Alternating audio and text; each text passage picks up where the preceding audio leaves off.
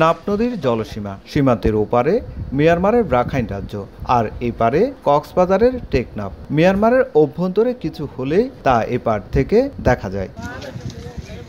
সীমান্তের ওপারে ধোঁয়ার কুণ্ডলী এপার থেকেই দেখা যাচ্ছে। শুধু তাই নয়, ক্ষণে ক্ষণে মিয়ানমারের আকাশে উঠছে উড়োজাহাজ ও হেলিকপ্টার। 2 মাস আগেও টানা সংঘর্ষের পর মাঝে কিছুটা সময় উত্তেজনা শূন্যে থাকলেও হঠাৎ করে সোমবার দিনভর থেমে থেমে গোলাগুলির শব্দ শুনতে পান বাসিন্দারা।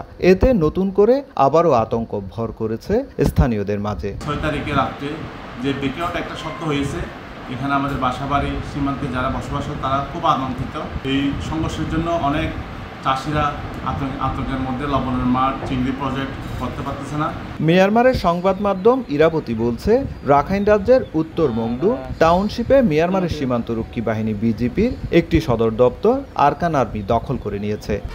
1, 2, 3 ঢাকায় জমি জিতে নিন 100% ক্যাশব্যাক সহ 20 কোটি টাকার পুরস্কার।